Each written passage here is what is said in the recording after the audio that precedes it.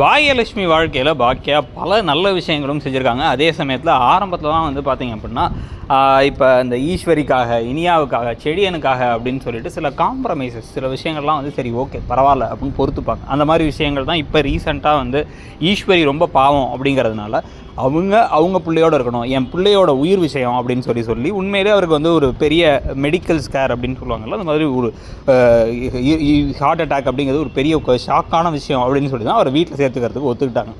ஆனால் அப்போவே சொன்னாங்க அவரை வீட்டுக்கு கூட்டு வர வேணாம், நீங்கள் அவர் வீட்டுக்கு போங்கன்னாங்க. அதை கேட்கல.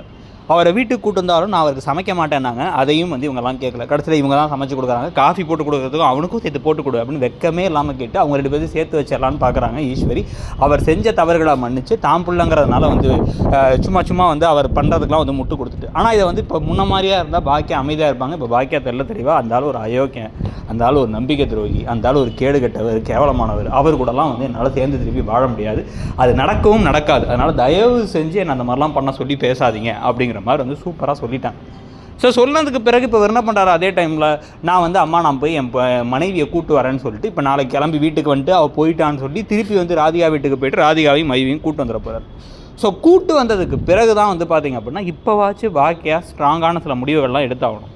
இப்போ இவங்களோட வீட்டில் இவங்களுடைய முன்னாள் கணவர் அவங்களோட இன்னாள் மனைவியோட அப்படியே சந்தோஷமாக வந்து நம்ம ஒன்றா இருப்போம், நான் சத்தியம் பண்ணிட்டேன் எங்கள் அப்பா கூடயே வாழ்ந்துருவேன் அப்படின்னா, சார் எங்கள் அம்மா கூடயே இருந்துருவேன் அப்படின்னு சொல்லி அவர் சொல்கிறார். அப்படின்னா அம்மா, முன்னாள் மனைவி, இன்னாள் மனைவி எல்லாரும் கூடயும் வாழலாம் அப்படின்னா அதெல்லாம் நான் அலோவ் பண்ண மாட்டேன். இது என் வீடு, என் வீட்டில் நான் தான் இருப்பேன், என் பிள்ளைங்க வந்து எங்கே இருக்கலாம், அவ்வளோதான்.